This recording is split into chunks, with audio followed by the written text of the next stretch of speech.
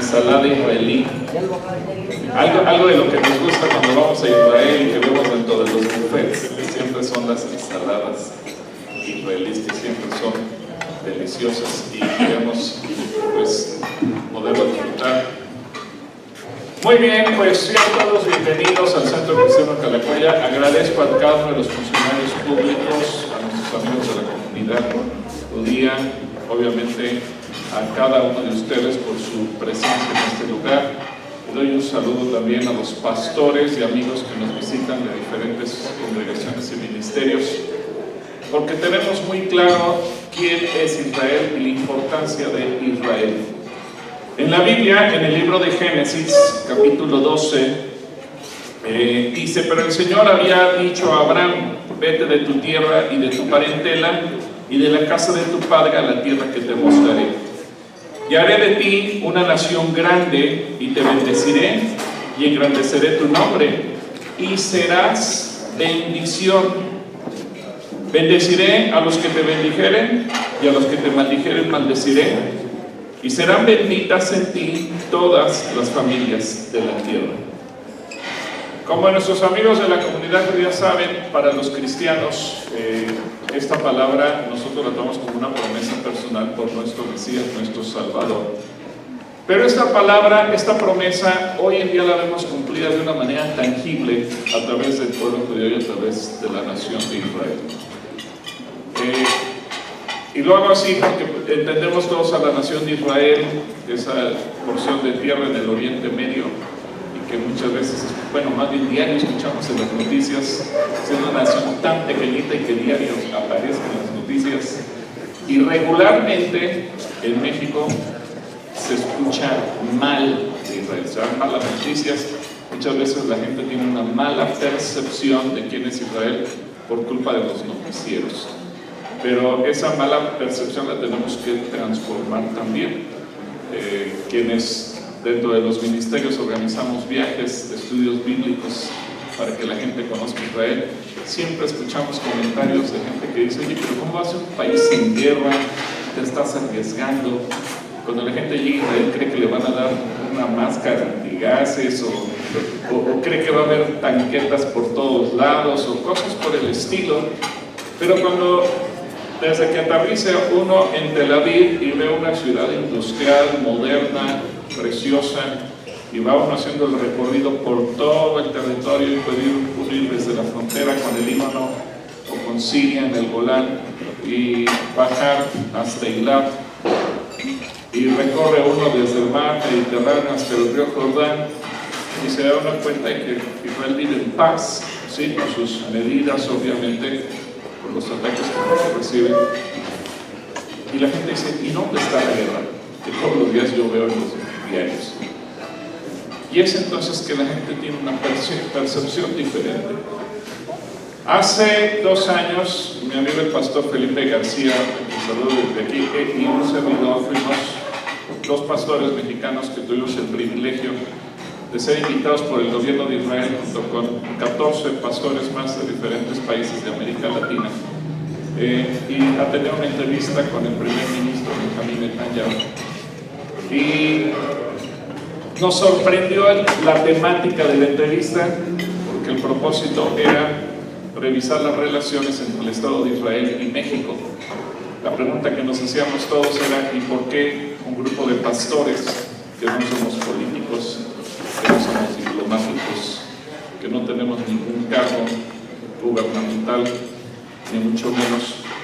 Y el primer ministro nos dijo: miren, si yo invito a sus presidentes, a sus cancilleres o a los diputados o senadores que están a cargo de los asuntos exteriores de sus países, ellos no saben quién es Israel, no tienen idea.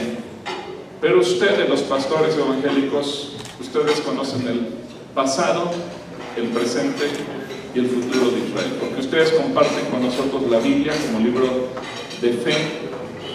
Ustedes comparten con nosotros la Biblia como el libro de las profecías. Y la Biblia no solamente contiene la historia del pueblo de Israel, sino que también contiene las profecías, y sabemos lo que acontecerá al final de los tiempos con Israel. y nos decía, y realmente nosotros queremos ser luz de las naciones. Y creo que Israel es luz de las naciones en todos los sentidos, porque cuando uno hace una reflexión, yo creo que más de la mitad, y no exagero al decir más de la mitad de los avances científicos, tecnológicos a nivel salud, a nivel comunicación, a nivel computación, a nivel militar, a nivel de seguridad, a nivel de automatización, a nivel de lo que ustedes quieran, incluyendo de energía, el mundo entero se la debemos a Israel. Y en alguna ocasión leí, y después me lo corroboró Fernando Beltrán de la Cámara de Comercio Israelí en México, que alguien había pretendido invocar un complot contra todo lo que tuviera que ver con Israel. Yo pensé, si eso ocurriera, se paralizaría el mundo entero. México tiene que aprender a mirar a Israel con ojos de bendición.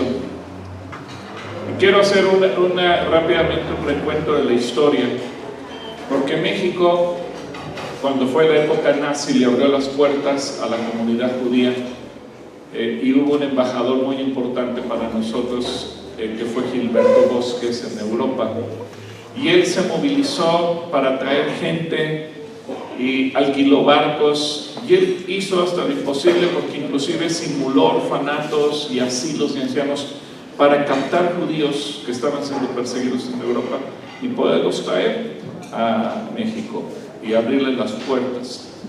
Aunque la comunidad judía se había establecido muchos años atrás en México, pero ahí cobró mayor fuerza.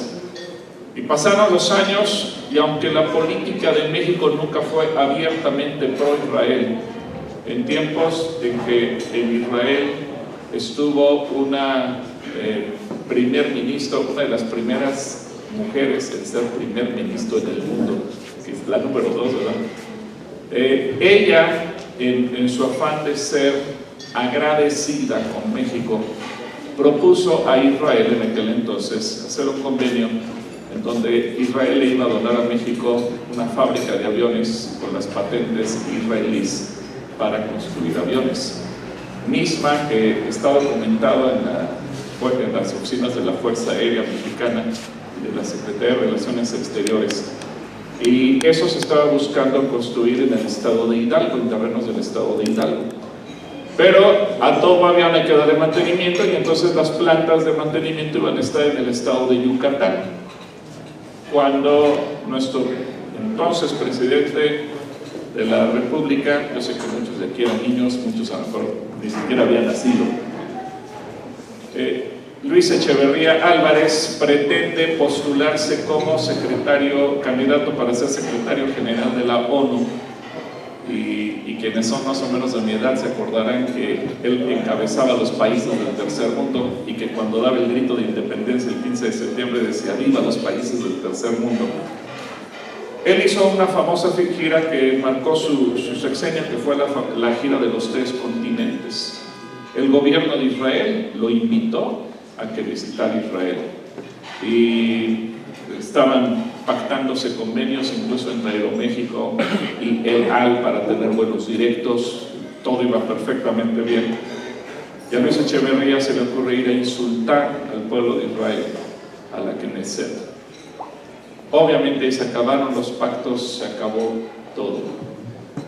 Pero paralelamente, para que entendamos lo que dice Génesis, bendeciré a los que te bendijeren, no fue casualidad, quienes entendemos el mundo espiritual, que cuando México le abre las puertas al pueblo de Israel, al final de los años 30, inicios de los 40, inicia simultáneamente en México lo que se conoció en la historia como el Gran Milagro Mexicano. Una época de crecimiento y sostenimiento económico que México nunca más ha vuelto a tener. 30 años con un crecimiento sostenido cercano al 7% anual. 30 años. Cuando Luis Echeverría insulta a Israel, el entonces secretario de Relaciones Exteriores, pues le dijo: oye, ¿qué has hecho? Y Emilio Rabasa viaja a Israel para pedirle perdón a Israel por México. Y Luis Echeverría le dice: ¿y quién es Israel para que México le pida perdón? Se acabaron nuestros 30 años de crecimiento económico y comenzamos de pasar de tener o de ser el país del gran milagro a ser el país de las grandes crisis. Y sexenios han venido, sexenios se han ido, y vamos de crisis en crisis en crisis. Hoy en día nuestro crecimiento económico, según anunció el Fondo Monetario Internacional en estos días, bajó al 0.9%, ¿no? De andar cerca del 3% a finales del sexenio anterior, a pesar de lo mucho que nos quejábamos.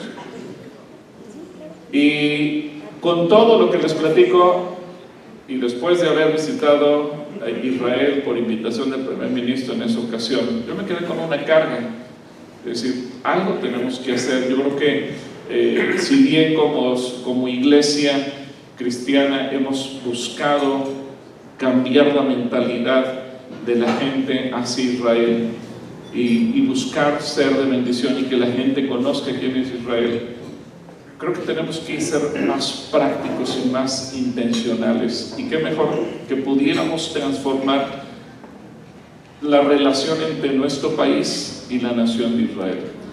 Así que regresamos con esa carga, es decir, algo tenemos que hacer. Y cuando comenzó, o más bien cuando pasó el periodo de elecciones en julio pasado, pues varios pastores nos dimos a la tarea de invitar a nuestros presidentes municipales electos para hacerles la invitación de orar por ellos.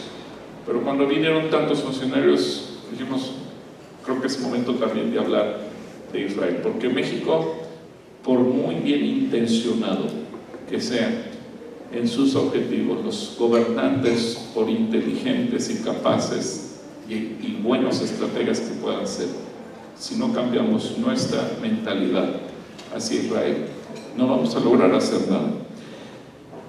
Bendeciré a los que te bendijeren y maldeciré a los que te maldijeren.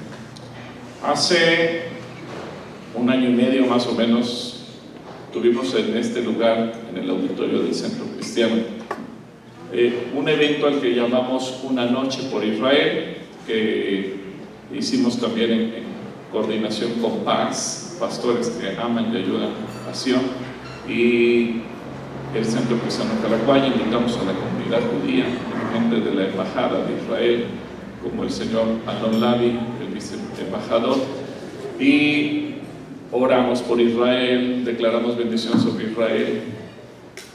Al día siguiente, una senadora de la República me llamó para preguntarme ¿y qué propósito tuvo esa reunión? Dije, pues venga y platicamos, y vino y platicamos con ella. Y después de exponerle toda la situación, ella me dijo, ahora yo le voy a dar 2 razones por las que México es anti-Israel. Y esas palabras utilizó, 2 razones por las que México es anti-Israel. Número 1, porque formamos parte de un andamiaje internacional en contra de Israel. Y la llevé al libro de Zacarías de la Biblia y le mostré lo que dice Zacarías y le pregunté, ¿usted cree en lo que dice este libro? Y me dice, sí, yo creo, soy católica y yo creo lo que dice este libro. ¿Usted cree que esta es una profecía de parte de Dios y que se va a cumplir? Sí, yo lo creo. Dije, bueno, lo preocupante es que dice que al final de los tiempos todas las naciones se aliarán en contra de Israel por causa de Jerusalén. Y cuando uno lee eso, pues uno dice, pues todas las naciones, ¿quién sabe cuáles serán esas naciones? Porque a lo mejor el contexto del Antiguo Testamento lo refiere al Oriente Medio, pero cuando uno le pone nombre el día de hoy y ve que México es parte de ese andamiaje internacional en contra de Israel, entonces preocupa, porque versículos más adelante dice el Señor, pero hay de esas naciones que están preparando su propia destrucción. Yo le preguntaba, ¿usted quiere ver a México destruido? Y dice, no, evidentemente que no. Le dije, bueno, en sus manos está hacer algo como responsable de las relaciones internacionales de nuestro país en la Cámara de Senadores, para transformar y no quedarnos como estamos. Y me dice, pero es que también déjame decirle la segunda razón. ¿Y cuál es la segunda razón? Y me corroboró lo que les acabo de decir. Me dijo, bueno, formamos parte de una larga tradición diplomática en cuanto a Israel. Y esa larga tradición diplomática, ¿en dónde nació? Quizás en uno de los peores presidentes que ha tenido México en su historia, y que tuvo un corazón anti-israelí. Así que yo creo que es tiempo de cambiar, y yo oro para que de esta reunión haya fruto, y que sé que hay representantes de diferentes municipios, y que podamos verdaderamente transformar, influenciar. Ahora, lo que comentábamos en la mesa, no se trata de un hermanamiento romántico, solamente poner una calle, una escultura y decir somos ciudades hermanas, sino un hermanamiento práctico. México tiene más que aprender de Israel que Israel de México, pese a que somos una nación infinitamente más grande.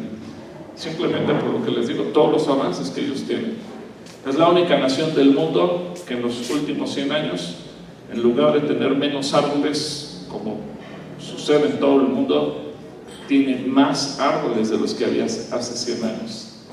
Es una nación preciosa que cuando uno mira todo lo que hacen y cuando uno piensa en todo lo que desarrollan, todo lo que inventan, uno piensa, México no puede vivir, no puede seguir viviendo sin Israel. Cuando nos decía el primer ministro Netanyahu, una vaca mexicana, nos tienen bien estudiados, una vaca mexicana, la mejor vaca, la de concursos, produce 1000 litros de leche en un año. Permítanos enseñarles cómo nuestras vacas israelíes en promedio producen 11,000 litros de leche. Se acabarían problemas de hambre si ellos producen tantos vegetales que se dan el lujo no solamente de consumir para ellos mismos, sino de exportar a Europa, teniendo más del 70% de su territorio como desierto. ¿Qué podría hacer México con toda la tierra tan fértil que tenemos? Nosotros tiramos el agua al drenaje cuando llueve, ellos utilizan el agua 7 veces cuando cae del cielo.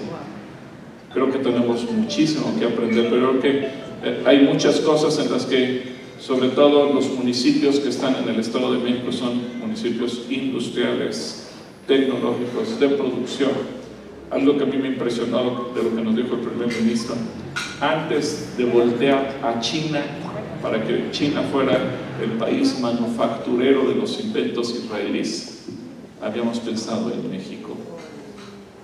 Y qué tristeza que por una mala actitud política hayamos menospreciado esa bendición.